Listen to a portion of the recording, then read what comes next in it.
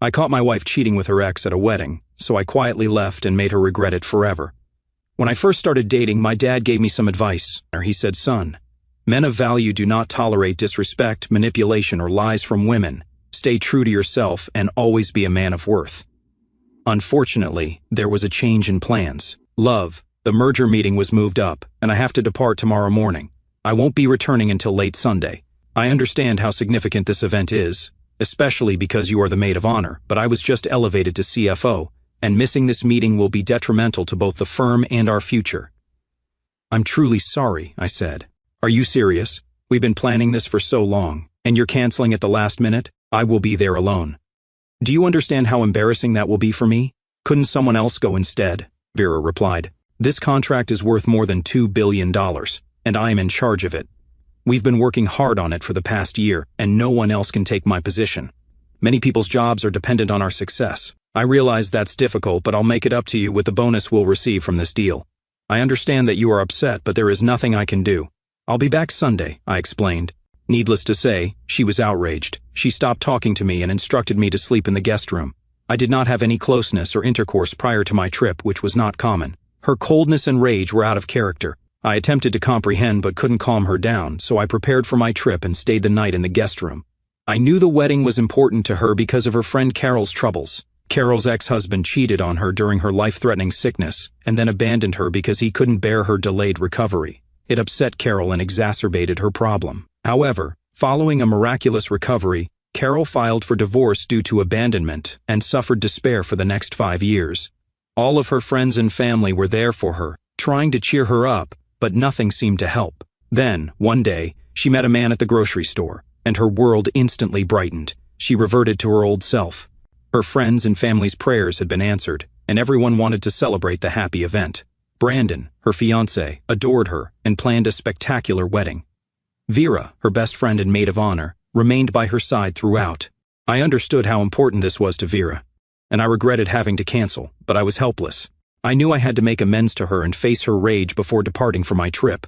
The next morning, I tried to kiss Vera goodnight, but our bedroom door was shut, and she did not open it. I told her how much I loved her and promised to call her when I arrived in Germany. Sadly, I walked to the waiting limo that would take me to the airport. I felt bad and disappointed by her reply.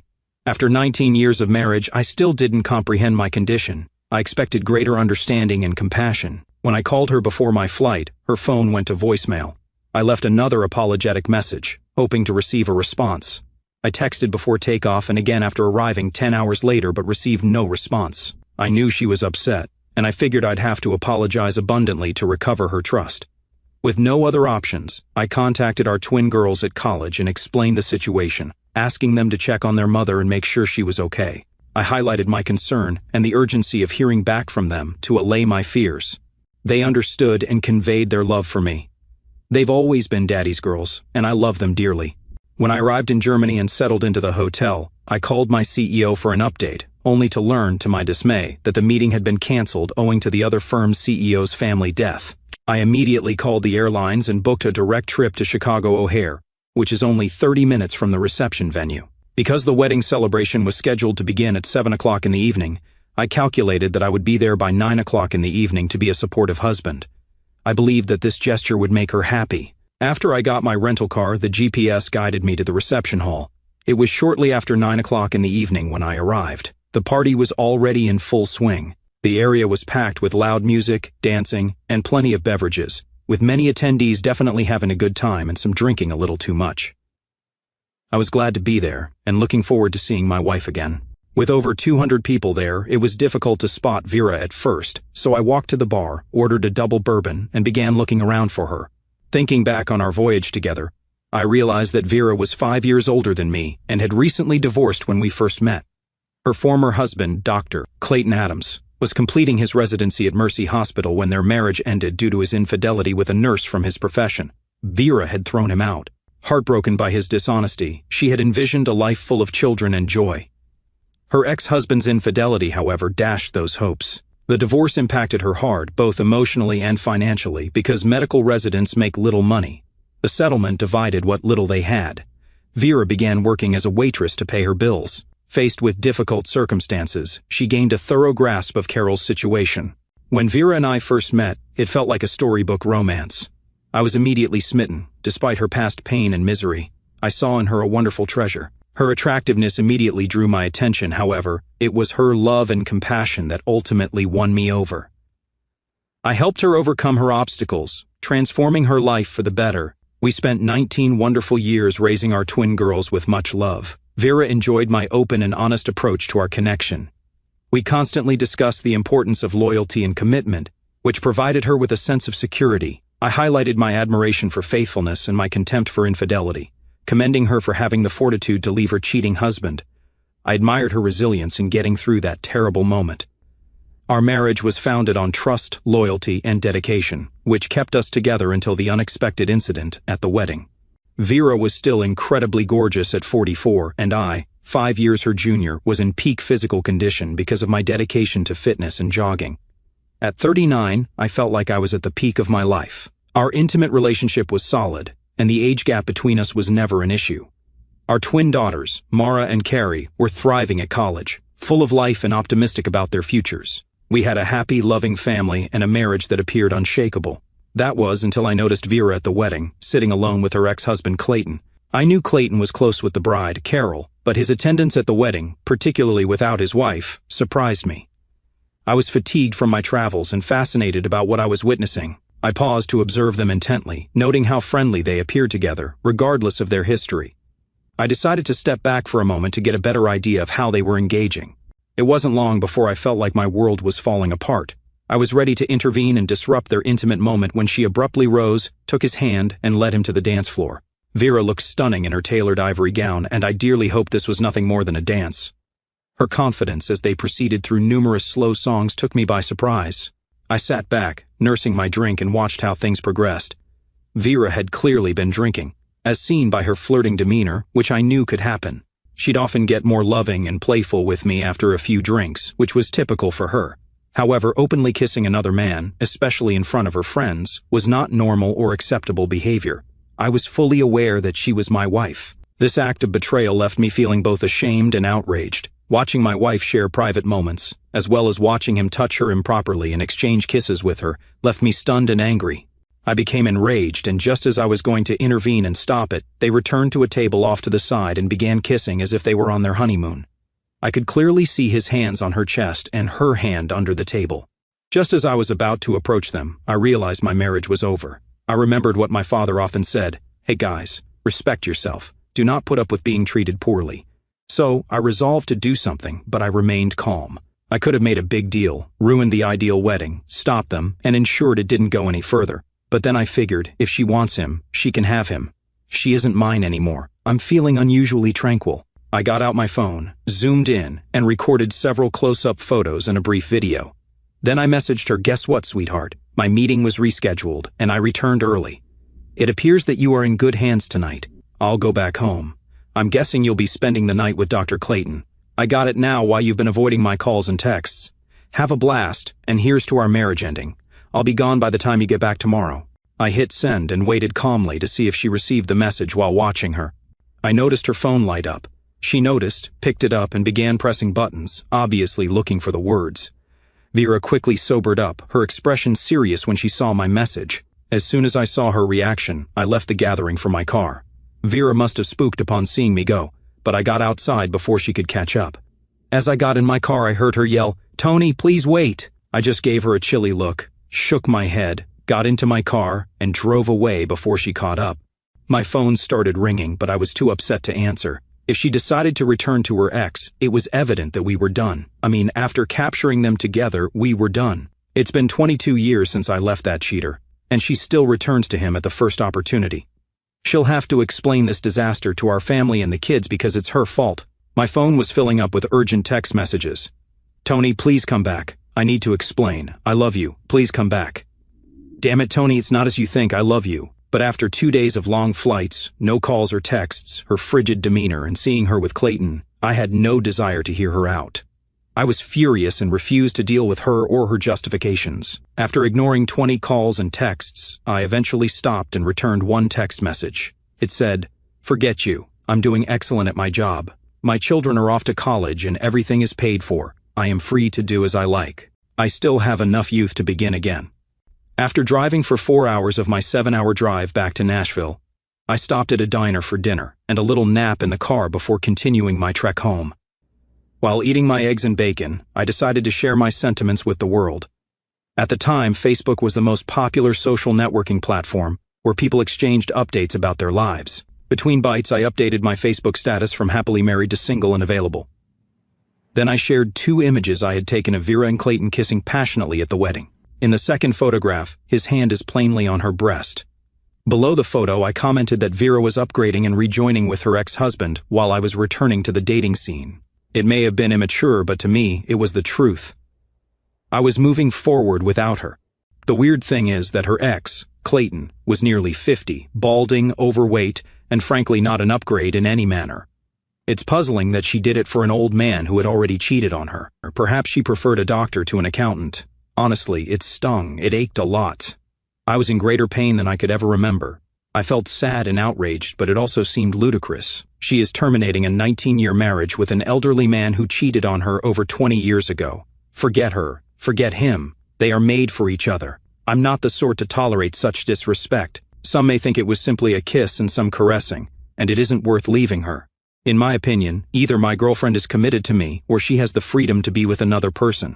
We all make our own decisions. Following my late breakfast and 2-hour siesta in the van, I started the road again and pulled into my driveway around 7 o'clock in the morning. When I turned on my phone, it began sifting through dozens of alerts. There were so many that I didn't think they'd stop. There had to be at least 100 messages from her parents, her sister, and friends. Within 5 minutes of turning on the phone, it began ringing, and I realized it was Vera. I wondered if she slept last night or spent it with Clayton. No matter. I ignored her calls because I was over it and merely wanted to get out of the house and move on. I got along well with her family, so when they contacted me that morning, I answered the call and told her father what had happened. James, I had no indication she was dissatisfied with our marriage, but adultery was the final blow to our happy existence. I cannot take her contempt in front of people we know. She clearly still has affections for that jerk, and now she can be with him. I intend to find a woman who will appreciate what I bring to the table and remain loyal. James, I don't have any other options. I'll move out today and immediately put the house up for sale tomorrow morning. I'll contact a lawyer to begin the divorce proceedings. She can stay here until the house is sold, and I will make sure the divorce is fair. Call me old-fashioned, but I refuse to live with a lady who wants someone else. She made her decision, but I do not believe it was wise. James arrived more than 1 hour later, pleading with me to wait and talk to her before taking severe action. But when he begged me to give her a chance to explain, I referred to the photo of them, 2 of them openly fondling each other at the wedding. I couldn't stand it, especially with her ex. Her father was upset with her conduct and my hasty decision-making. As I entered our home, I felt tears rise as I realized that our once happy home had become an empty shell of our marriage. Over the last 5 years, we had changed our house into our perfect home. Mortgage rates were lower than 2.99% at the time, and our home had doubled in value. As the accountant, I chose to refinance the home at its full value, resulting in approximately $500,000 in equity. I instantly established $200,000 trust funds for each of our daughters' college educations, plus a little extra to help them get started in life. The remaining $100,000 was spent on renovating the house, making it a place we enjoyed and were proud of. Because of the lower interest rate, our monthly payment increased by only $1,700 from before we withdrew the equity. It was a simple choice, and Vera went back to work as a receptionist to fund the additional monthly expenses.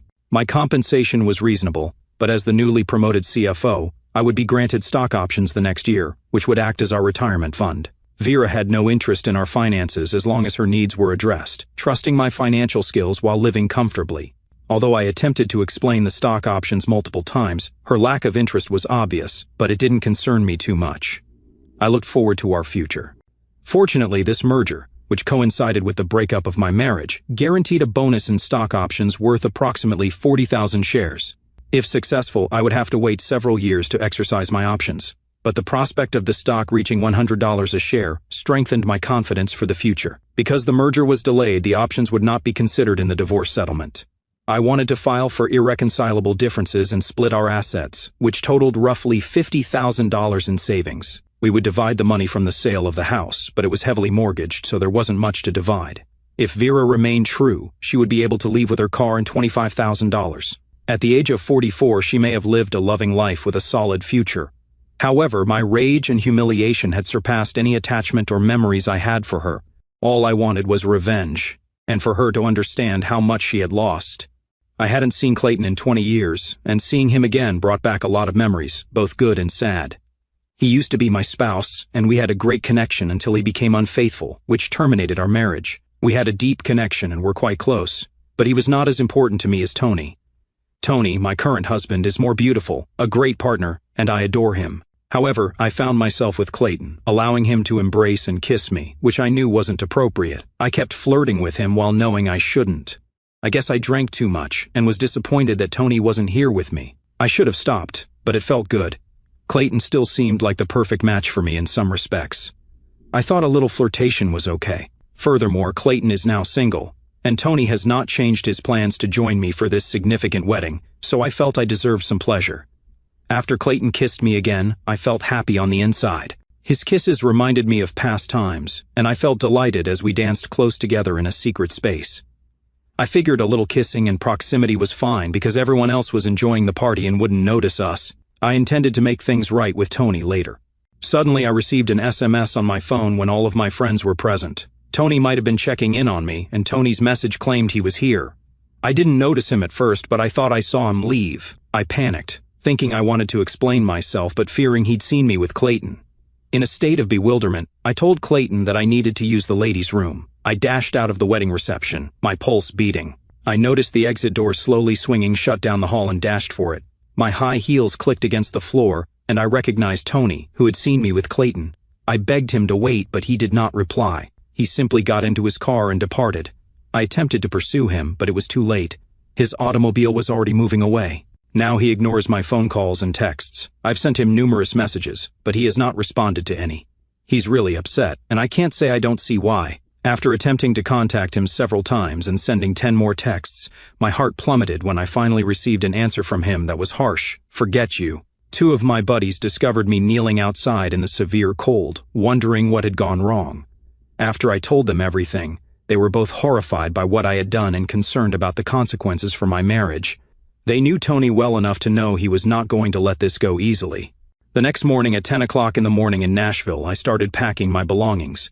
Seated at the kitchen table, I savored one final cup of coffee at the house. We had returned home with feelings of despair and rage. I finished by leaving the empty cup in the sink and writing a little note for her. In it, I told her not to call me and that we'd talk when the divorce paperwork was prepared. I didn't even sign the note. Instead, I left my wedding ring on top as a final gesture before leaving for good. I opened my laptop and distributed our funds. I also deleted our shared credit card after paying off the balance. She was solely responsible for herself starting today. If she contests the divorce, she will be responsible for all of the bills on her own. She couldn't manage the mortgage and utilities on her own. The house would sell quickly at the proper price because it was in high demand. If she agreed to the divorce, we could quickly end this disastrous marriage and allow her to return to her cherished Clayton. I drove out from my previous haven into an unexpected, gloomy new world. My buddies at the wedding later told me that Vera was upset when I departed. She couldn't stop crying until she passed out from excessive drinking and weariness from her uncontrollable sobbing. Her pals were concerned and felt bad for her. They tried to contact me several times, sending voicemails and texts to keep her from disrupting the wedding reception. They returned her to her hotel room, put her to bed, and checked on her many times over the night. When she woke up the next morning and understood what had happened, she contacted me several times, pleading for forgiveness and asking me to call her back. However, after witnessing her behavior, I refused to associate with her and disregarded all of her attempts to contact me. On Sunday morning, I awoke with a bad hangover and the threat of divorce hanging over me. I traveled home at lunchtime and was picked up by my father from the airport. Later, I learned that Tony had informed my father that he would be unable to bring me up and that he needed a ride himself. My father's anxious expression indicated that I must have looked dreadful. My father was my source of strength, so when I spotted him, I rushed over to hug him and cry on his shoulder. "Daddy, I botched up, and I believe Tony left me," I said with a sorrowful expression. He kindly consoled his distraught daughter. "I spoke with him this morning, and it doesn't look promising. What were you thinking, Tony, and with Clayton?" "I'm not sure what happened. I was intoxicated and angry at Tony for not attending the wedding." "Daddy, I realize I made a mistake, but he must forgive me. I did not even sleep with him," I said.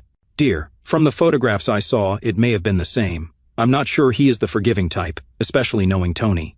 Even being with another man like that in those photos was betrayal for him, he replied. When I got home, I hoped to find Tony waiting for me, but I knew he had already left. I spent the day in tears, attempting to reach Tony and apologize. The irony hit me hard when I realized I had cheated on Tony with the man who had betrayed me years before. Tony, the man I loved and valued, seems to have fled in a second. His wedding band, which was left on the table with a small note, proved this truth. Meanwhile, because the company's condo designated for visiting clients was not booked, I moved in. I notified my CEO of my predicament, and he approved my stay there. My supervisor, Bill, who is also a close friend, faced a similar circumstance years ago. He even recommended I postpone getting this year's stock options until a later date to gain an advantage. The next day, I went to my office on the 16th floor, knowing that Vera would not be able to get past security to see me. I had already informed the security personnel that if she tried to enter, they should respectfully accompany her out. They did an excellent job, and when Vera went to come on Monday, she immediately understood that she would be unable to see or speak with me at work. Despite her efforts, I was determined not to contact her. She was left in the dark about where I was staying and unable to contact me by phone. She felt alienated, regretful, and afraid about what was ahead for her. In the midst of this, my daughters panicked and begged me to talk with their mother. I told them strongly but gently that their mother had chosen to be with someone else, which I considered a blatant betrayal. Before they could dispute, I made it obvious that I take infidelity very seriously. I emphasized that what their mother did constituted cheating in my perspective. My daughters understood my position and respected my decision. I attempted to make them understand that their mother's decisions had consequences, and that our divorce was unavoidable. However, I assured them that I would always be there for them and wished to keep them in my life. I also taught them a lesson, hoping they would remember to always respect their future spouses and understand the seriousness of betrayal, as many people would not tolerate such disrespect. Several unexpected events occurred after I shared a post on Facebook. My friends and family were calling, wanting to know what was going on, but something else happened. I suddenly became very popular among women. I began going out with women who were younger than me, full of energy and excitement, something I hadn't had in years. Vera's constant complaints and negativity were replaced by exciting dates, affectionate text messages, and attention from women who simply wanted to have fun. A month after that post, I met Cheryl, who would eventually become my wife. We hit it off and became a couple shortly after my divorce from Vera was official. Vera was not pleased when she learned about my new life. She was mostly upset with herself, but she was also jealous and upset that I didn't give her another chance before moving on. I refused all of her requests to meet and only dealt with her through our lawyers. We eventually sold the house. After paying the real estate agent fees and other selling expenses, there was little money left over, less than $1,000 in equity. I decided Vera should receive that small amount. The lawyers worked hard to obtain a portion of my future earnings, but the court ruled that they could not base the settlement on what I might earn later. Instead, they calculated my average income to determine how much I should pay. Vera had a job, so paying alimony would not be difficult. In the end, I agreed to pay her $22,000 per month for 2 years. It wasn't a lot, but it was enough to get her by until she could stand on her own again or until she met someone else, who was obviously not going to be me. In the years that followed, Vera and I never spoke directly but rather through our lawyers. She relocated to Chicago, where she joined a support group and eventually began living with Dr. Clayton, whom she had become close to. She wasn't as happy as she had been with me. She was aware of the consequences of her actions, which were motivated by anger and selfishness, but she still made a poor decision. She hadn't been intimate with Clayton that night, but she treated our marriage as if she were single again. 3 years later, at our daughter's graduation, Vera met my new wife, Cheryl, who was 28 and pregnant, along with our 1-year-old daughter, Jolene. Vera, now 47, appeared much older, and Dr. Clayton, who had come with her, stayed behind. Vera eventually managed to speak to me alone after realizing the situation. She wanted to apologize, regretting her actions and the life we could have had together. She recognized the error of jeopardizing our perfect life for nothing. I told Vera that I had forgiven her. While I never expected to find her in someone else's arms, I expressed gratitude for the good times we had, our 2 beautiful daughters, and the love we shared. Vera's actions, as painful as they were, led me to Cheryl and the formation of a new family, which helped me overcome my anger. I advised her to focus Bracelet on her future, assuring her that our past was behind us. I wished her well and expressed a desire to see her at future family gatherings. Cheryl joined me at that moment, holding our daughter, and I took the opportunity to introduce them. Their ages were clearly different. Vera, 47, could have easily been mistaken for Cheryl's mother. This realization made Vera regret even more the choices she made that led her to lose the love of her life over a single night of anger and selfishness. Over the next decade, we met again at our daughter's weddings. Vera remained unmarried but continued to live with Clayton, who treated her well. However, seeing me with my new family and our young daughters stirred up old, fond memories for her. The happy life she once had with me was now just a memory, leaving her to live out her days filled with regret for the love and happiness she lost. In a twist of fate, that summer, after cashing in my stock options, I bought back the old family home when it came back on the market. My entire family and friends, Vera excluded, were thrilled that the house, filled with so many of our memories, was ours once again. My daughters especially enjoyed visiting, reminiscing about their childhood in that loving home. It's unfortunate that Vera chose a different path. She would have cherished continuing the life we once envisioned together. Nonetheless, life moves forward, and I'm enjoying building a new life and creating new memories with Cheryl and our daughters. It's a lesson learned. Before you decide to wrong someone, be sure you'll never need them again. 10 years had passed since the fateful night at Carol's wedding, and Tony's life had transformed in ways he never imagined. The pain of Vera's betrayal had dulled, replaced by the vibrant energy of his new family and the success he'd achieved as CFO. His decision to walk away from a marriage that no longer honored his values had been difficult but liberating. Now, at 49, Tony stood at the peak of his personal and professional life, living in the family home he'd repurchased, surrounded by his wife Cheryl, their 2 daughters, Jolene and Lily, and the love of his adult twins, Mara and Carrie. Cheryl, now 38, had brought a freshness to Tony's world that he hadn't realized he'd been missing. Her optimism and adventurous spirit complemented his disciplined, grounded nature. Together, they'd built a life filled with laughter, travel, and the chaos of raising young children. The family home, once a symbol of his shattered dreams with Vera, was now alive with new memories. Jolene's finger, painted masterpieces on the fridge, Lily's impromptu dance performances in the living room, and Cheryl's gardening experiments in the backyard. Mara and Carrie, now in their late 20s, often visited, their presence bridging the past and present. They'd grown into strong, independent women, and Tony took pride in knowing he'd been a steady influence through their turbulent college years. Professionally, Tony's gamble on the merger had paid off handsomely. The stock options he'd secured after the divorce had skyrocketed in value, allowing him to retire early if he chose. Instead, he took on a consultancy role, mentoring young executives and investing in startups. His financial acumen, honed over decades, gave him the freedom to focus on what mattered most, his family and his passion for giving back. He'd started a scholarship fund for underprivileged students in Nashville, a nod to his own humble beginnings and the lessons his father had instilled about self-worth and resilience. Vera's life, however, had taken a different trajectory. At 57, she lived quietly in Chicago with Clayton, who had retired from his medical practice. Their relationship, born from a moment of reckless nostalgia, had settled into a comfortable but unremarkable routine. Vera worked part-time as a receptionist, a job that kept her busy but lacked the fulfillment she'd once found in her marriage to Tony.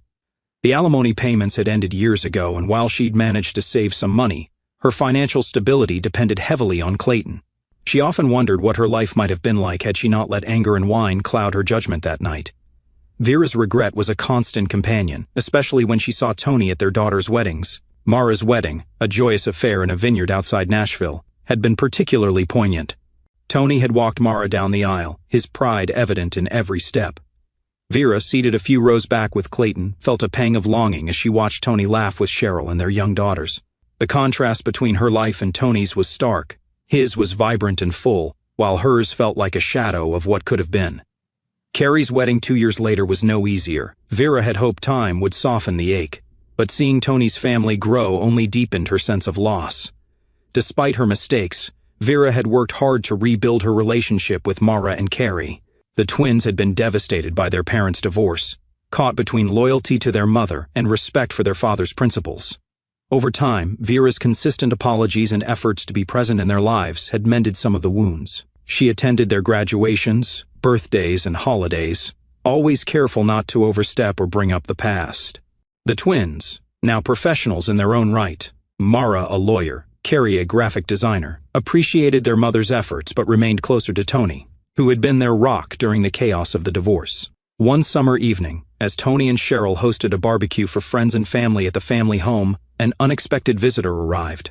Vera had been invited by Mara, who believed it was time for her parents to find some closure. Tony was surprised but didn't object. He'd long since forgiven Vera, though he had no desire to rekindle their friendship. Cheryl, ever gracious, welcomed Vera warmly, sensing the older woman's nervousness. The backyard was buzzing with activity, kids running through sprinklers, music playing softly, and the smell of grilled burgers in the air. Vera stood on the patio, clutching a glass of lemonade, her eyes scanning the familiar space. The oak tree where Mara and Carrie had once built a treehouse still stood, now adorned with a swing for Jolene and Lily. The garden, once her pride and joy, had been transformed by Cheryl's modern landscaping. It was the same home, yet entirely different. Tony approached Vera, sensing her unease. "It's good to see you," he said, his tone neutral but kind. "The girls wanted you here, and I'm glad you came." Vera nodded, her throat tight. "Thank you, Tony. This place, it's beautiful. You've done so much with it." They stood in silence for a moment, the weight of their shared history hanging between them. Finally, Vera spoke, her voice barely above a whisper. "I've never stopped regretting what I did. I threw away everything for a moment of stupidity. I want you to know I'm sorry, and I'm happy you found someone who makes you happy." Tony studied her, seeing the lines etched on her face, the weariness in her eyes. He felt no anger, only a distant sadness for the woman he'd once loved.